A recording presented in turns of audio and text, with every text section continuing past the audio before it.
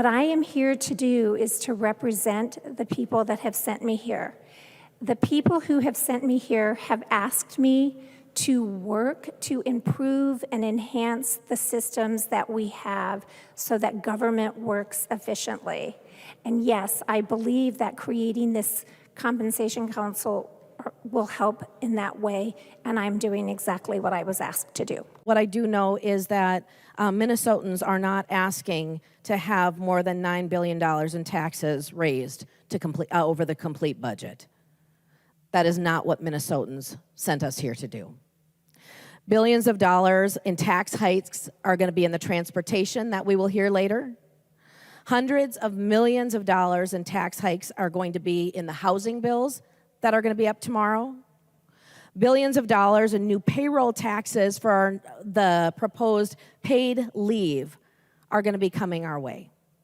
And billions of dollars in tax hikes in the tax bill, giving Minnesotans one of the highest tax brackets in the country.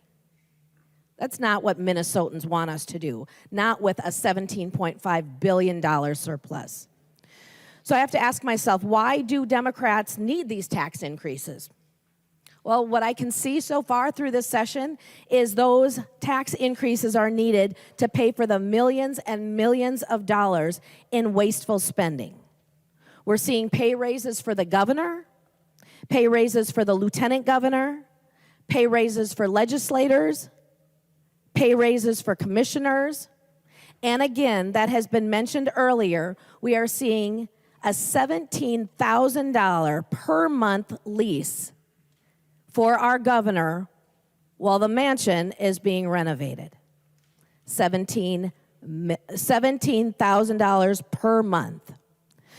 Democrats also blocked the amendment last week that would have capped the U of M president's pay because they didn't think that $500,000 was quite enough.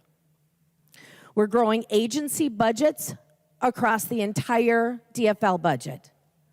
There's 21% increase over the base for the Department of Education, 24% increase for the state auditor, 67% increase for the Attorney General's office, 75% for MMB, 137% increase for the Department of Administration, 155% increase for the governor's office, and I want to make sure everybody heard that, 155% increase for the governor's office. This bill puts $10 million into fixing roads around the Capitol, while residents in nearby low-income neighborhoods continue to have to swerve sometimes into oncoming traffic to prevent the crater-sized potholes that are in the area. The increases in this bill are outrageous. There isn't one Democrat sitting across the aisle who campaigned on growing state agencies by double-digit percentages and giving an already bloated bureaucracy thousands of new FTEs. But I must admit that this bill includes some of the most partisan election provisions ever seen in this chamber. It violates the decades-long bipartisan expectation that election bills have bipartisan support, and we want to make sure that our elections are secure, yet this bill makes them less secure. Minnesotans expect that their tax dollars are going to be spent wisely. They expect that we are doing everything to stretch the dollars that they are sending in to St. Paul. They expect us to find efficiencies where we can.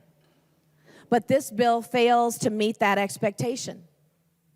It relies on billions in tax hikes to fund pay raises for politicians, road upgrades for politicians, and a new luxury office building, so members vote no. In closing, one, it's a great bill, and I'm really excited about this bill. And my mother told me when I was a young girl, good will be attacked, but do good anyway.